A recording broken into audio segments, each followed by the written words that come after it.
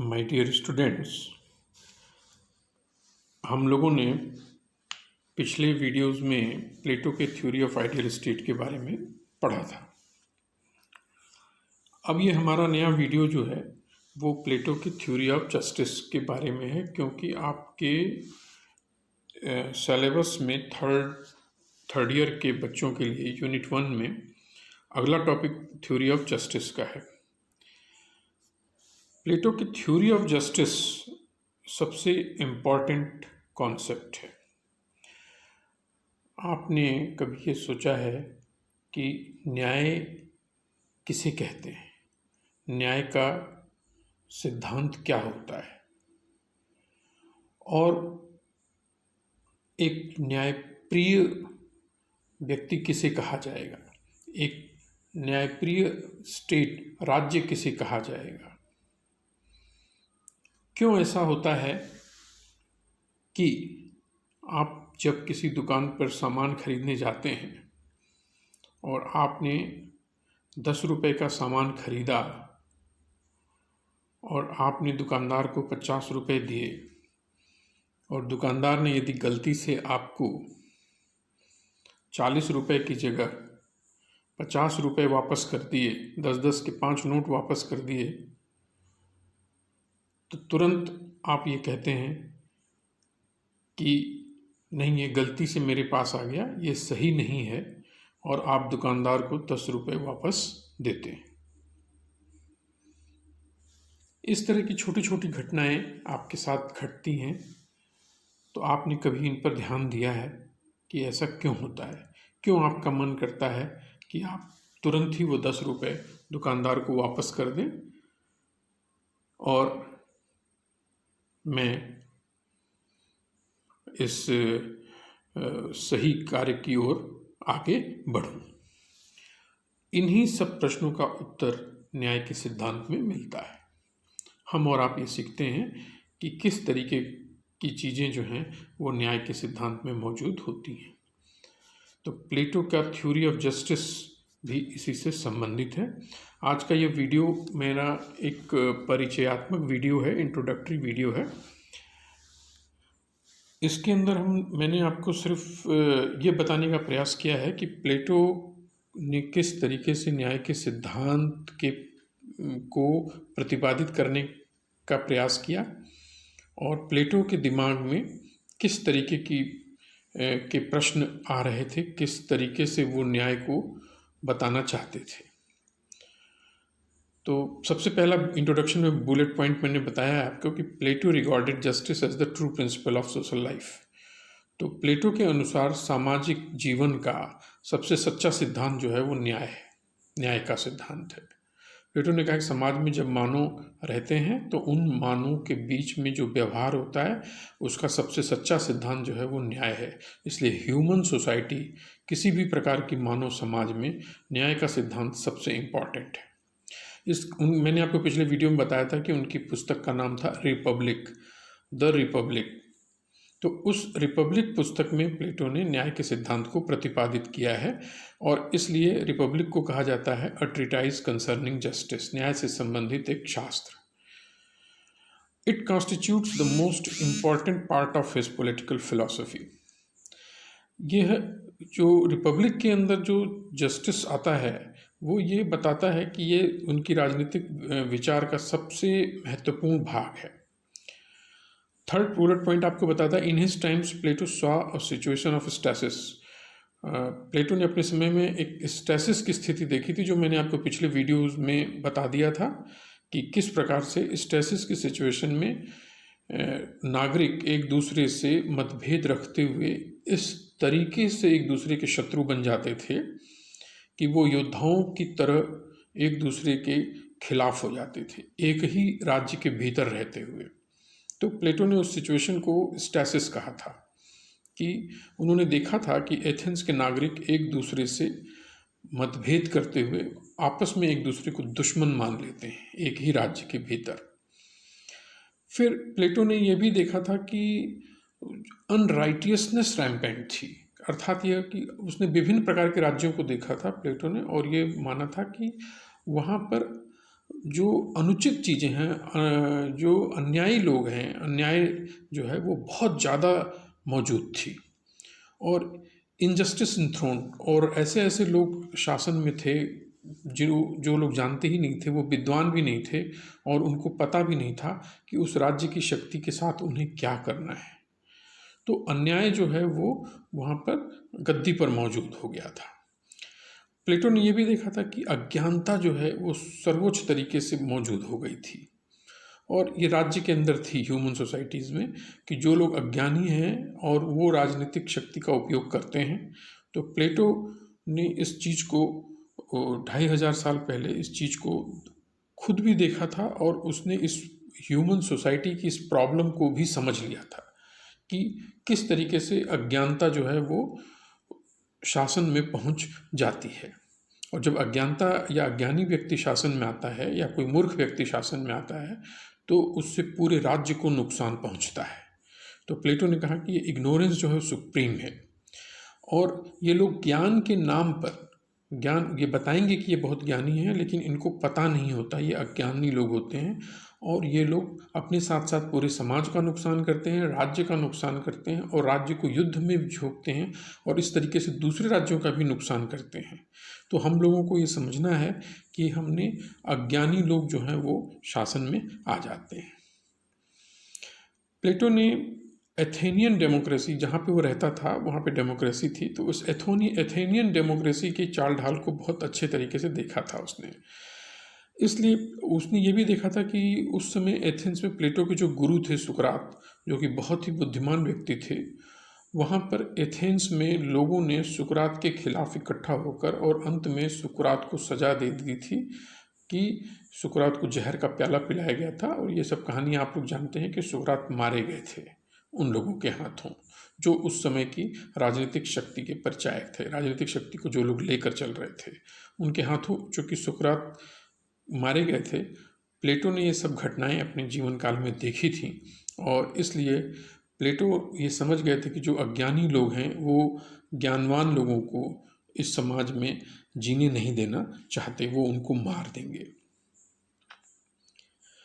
सो उसको अपने समय की जो राजनीति थी उनमें दो तरीके की चीज़ें बहुत नज़र आईं साफ।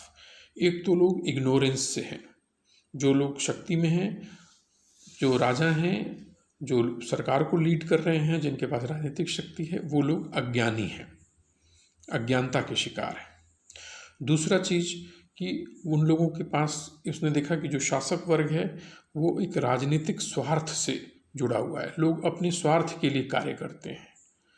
तो सबका अपना अपना एक स्वार्थ है समाज में, तो एक गुट का अपना स्वार्थ है, दूसरे गुट का अपना स्वार्थ है, लोग अपने स्वार्थ से कार्य करते हैं। इससे पूरे राज्य का और पूरे समाज का बहुत बड़ा नुकसान होता है। और इस प्रकार से कोई भी नगर गणराज्य वो दो प्रकार के प्रमुख विरोधी शहर में बंट जाता है। उनके वहाँ एक ही राज्य के अंदर दो विरोधी गुट बन जाते हैं और दोनों एक दूसरे के दुश्मन हो जाते हैं।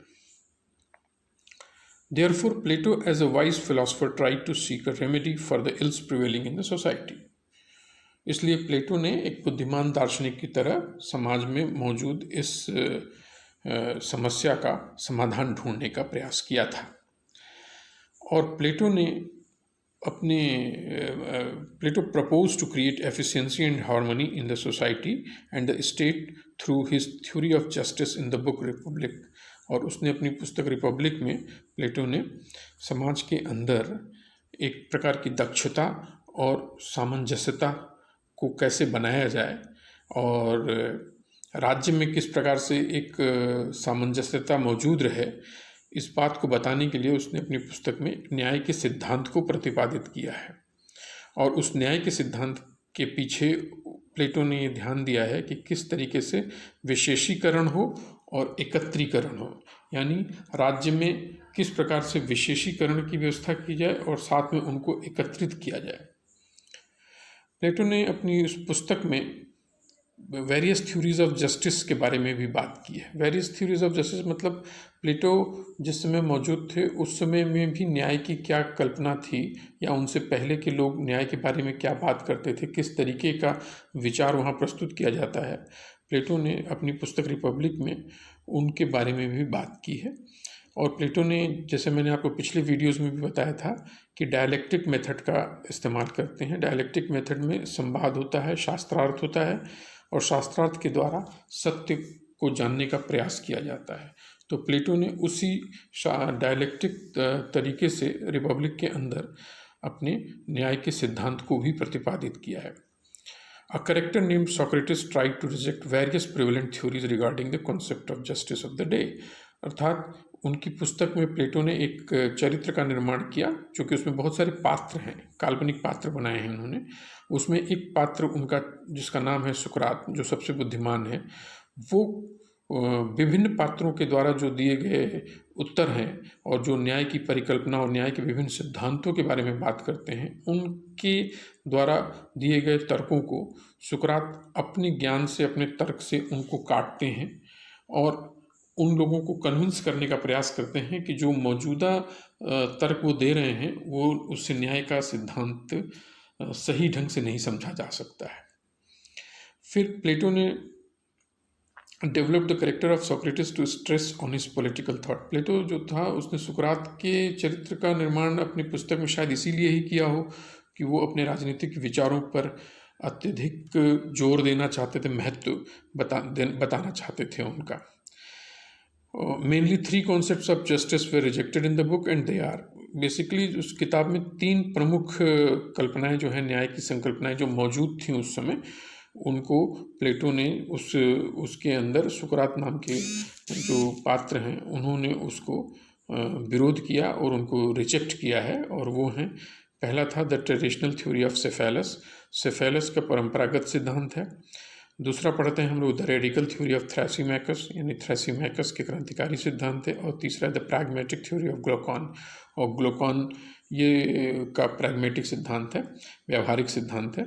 ये जो नाम पढ़ रहे हैं आप, सेफेलस, थ्रैसीमैकस, ग्लूकॉन, ये उनकी रिपब्लिक पुस्तक में गढ़े गए चरित्रों के पात्रों के नाम हैं।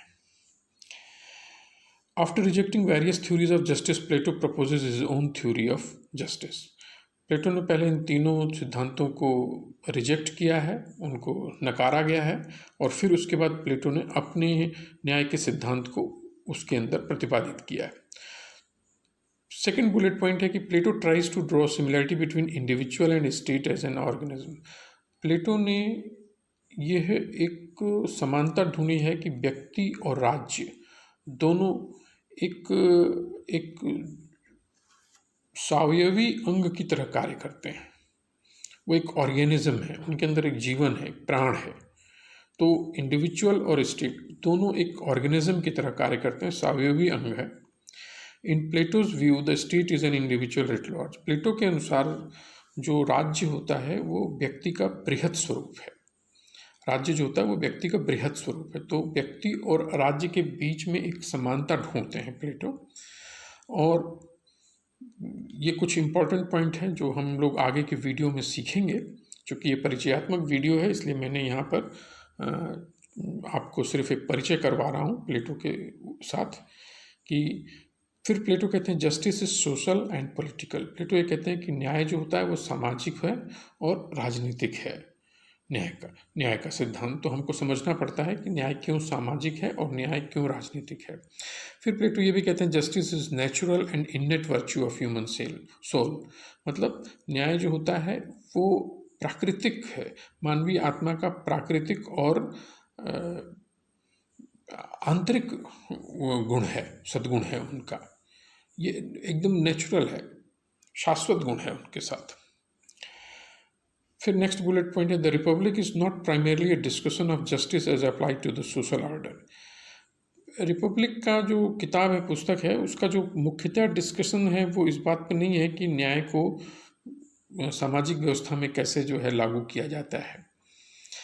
It's real interest is in justice in the individual. इसका जो मुख्य मुद्दा है रिपब्लिक पुस्तक में प्लेटो के सिद्धांत का, न्याय के सिद्धांत का, कि वो व्यक्ति में न्याय ढूंढते हैं। यह एक बहुत महत्वपूर्ण अंतर यहाँ पर आता है कि वो व्यक्ति में न्याय ढूंढते हैं, और व्यक्ति में न्याय ढूंढते हुए वो कहते हैं कि justice is examined in the state only because the state is the individual writ large. और कहते हैं कि न्याय को राज्य में इसलिए ढूंढ रहा हूँ क्योंकि राज्य जो है वो व्यक्ति का बृहद स्वरूप है। अब justice in the individual means मतलब व्यक्ति में न्याय का अर्थ क्या है। प्लेटो के अनुसार जब हम उनके सिद्धांत को पढ़ते हैं तो हमें समझ में आता है कि प्लेटो ये कहना चाहते हैं कि व्यक्ति में अंदर न्याय है, ये उसका प्राकृतिक गुण है और ये उसका सहज सद्गुण है ये उसके अंदर कि वह उस शाश्वत माध्यम को प्राप्त कर सके, उसको सोच सके और उसके अनुसार न्यायपूर्ण राज्य जो है वो व्यक्ति अपने भीतर ही उसका निर्माण कर सके और उस राज्य का जो न्यायपूर्ण राज्य का निर्माण व्यक्ति अपने भीतर करता है, अपनी आत्मा के भीतर करता है और उसके कानूनों की जब पालना करता है तो व्यक्ति बहुत ही बेहतर बनता है, स्वयं में ही व्यक्ति बेहतर बन जाता है। और ऐसे जब सभी व्यक्ति बेहतर बनते हैं तो हमारे पास एक बेहतर राज्य मौजूद हो पाता है। यह थोड़ा डिफ़िकल्ट कॉन्सेप्ट है कि प्लेटो ने जस्टिस को व्यक्ति के भीतर ढूंढा है। उन्होंने व्यक्ति को जस्टिस को बाहर नहीं माना है। उन्होंने कहा न्याय कोई बाह्य वस्तु नहीं है, कोई एक्सटर्नल गुण नहीं है कि हम उसको बाहर प्राप्त कर सकें। न्याय व्यक्ति अपने अंदर ही प्राप्त कर सकता है। यह एक महत्वपूर्ण सिद्धांत है प्लेटो का और हम आगे आने वाले समय में, आगे वाले वीडियोज़ में हम इन्हीं सब चीज़ों के बारे में पढ़ेंगे और सुनेंगे और समझने का प्रयास करेंगे कि प्लेटो के अनुसार न्याय का सिद्धांत क्या है। सो आज के लिए इतना ही। Thank you very much.